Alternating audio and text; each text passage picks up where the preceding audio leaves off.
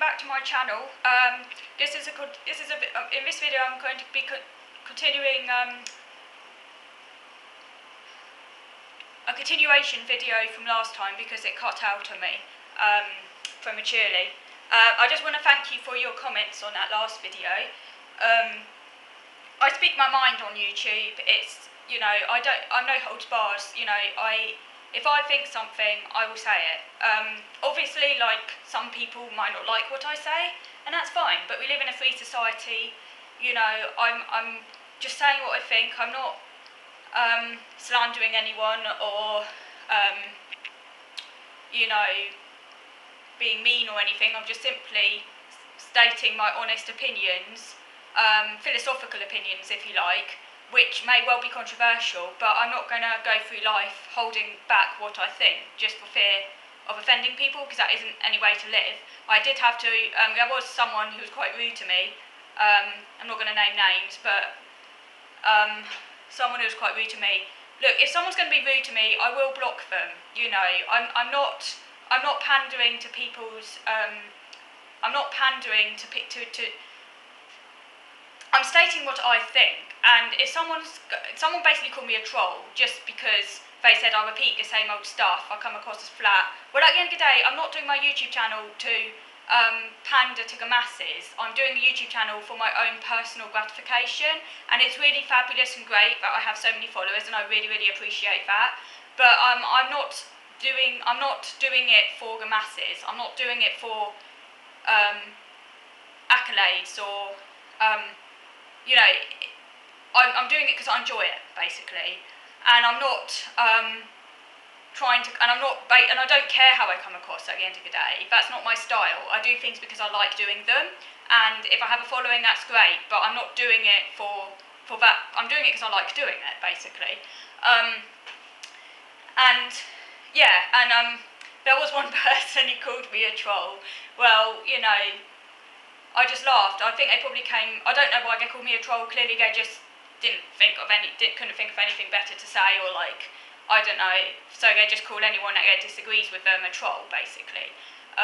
It's ironic, actually, because they're a troll, because they're basically just watching, why watch a video you don't agree with? Just, do you know what I mean? It's like, basically, yeah, that's just weird. So anyhow, but you do get the occasional.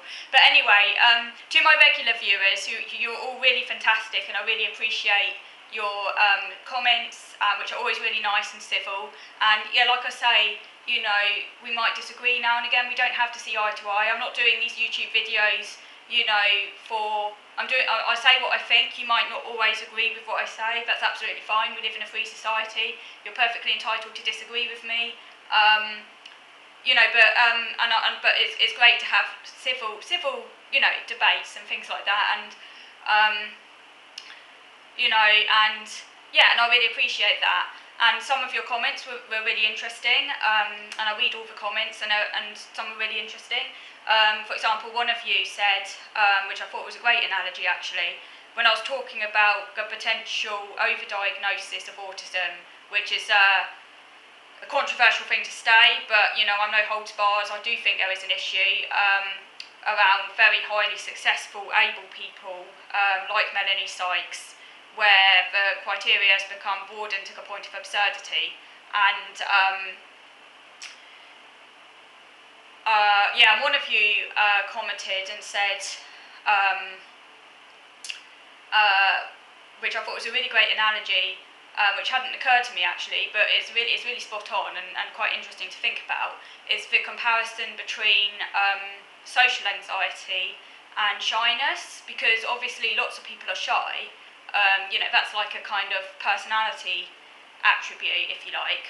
Lots of people are socially conscious, or get anxious, maybe speaking to strangers and things like that. They might be a little bit shy, but that's not the same thing as social anxiety disorder. Not every person who's a little bit shy needs to see a psychiatrist or a psychologist and have therapy, because for a lot of people it's just part of who they are, and it's just a normal human variation.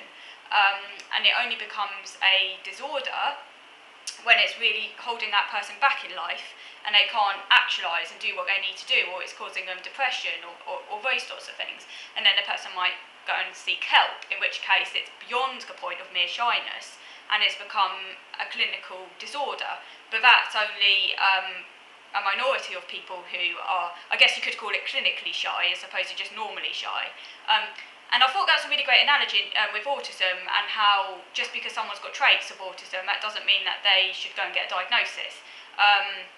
Although I would actually hesitate to call it autism traits anyway. It'd be a bit like calling a shy person saying they have traits of social anxiety disorder. If they don't, they're just shy.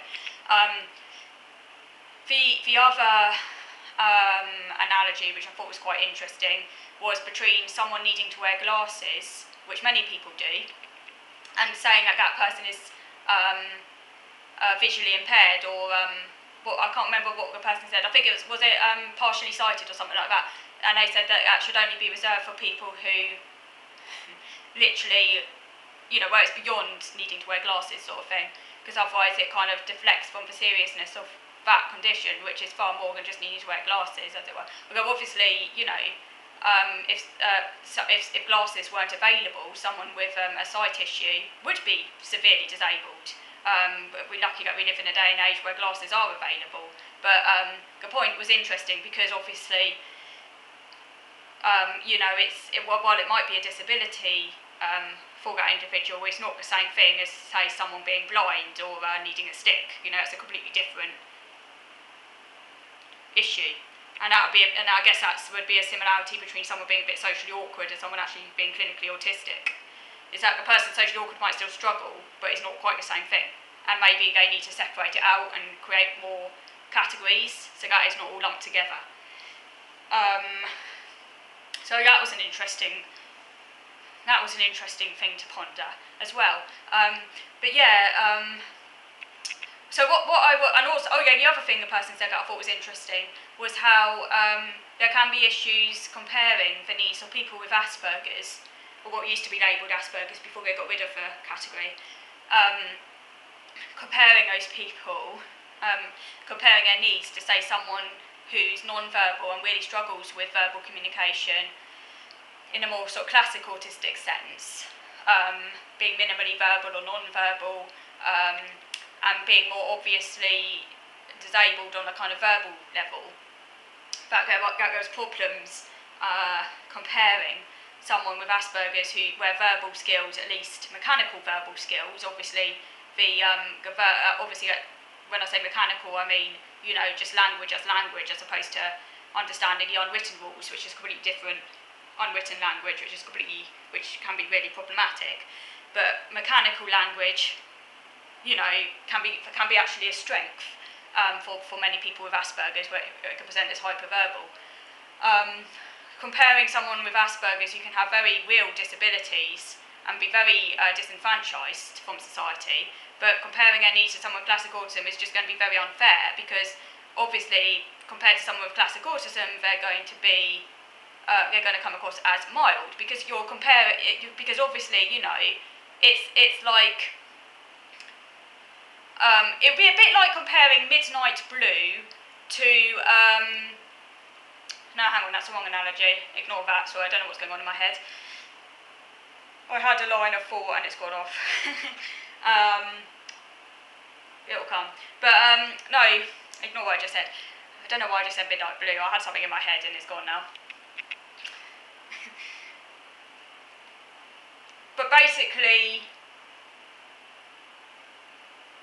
no, what I wanted to say is that it's not a fair comparison, because you're not comparing like with like.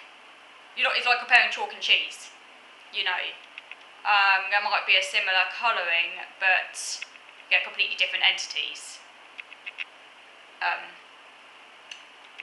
Which, in a way, might be one of the reasons why it was a mistake for them to get rid of subcategories, because now it's all this autism spectrum, and it becomes very difficult then for people to advocate for their particular needs, because it all just becomes a generic mishmash without any clear divisions. And I mean, I can't think of any other condition really where this happens. In most conditions you have different types. you know, depression isn't all depression. There's manic depression. I mean, what I mean is there's different types of depression. There's manic depression, you know, also known as bipolar, and then you have bipolar 1, bipolar 2, and you might have, there's different types of depression. And schizophrenia, I don't know too much about schizophrenia, but I do know that there are different types, which can be just as problematic for the people concerned, but, you know, you can't really compare, say, paranoid schizophrenia to, can't think of the other types, so I don't really know too much about that subject. But, you know, there are different types anyway, aren't there? So why are we just talking about autism as though it's like one thing?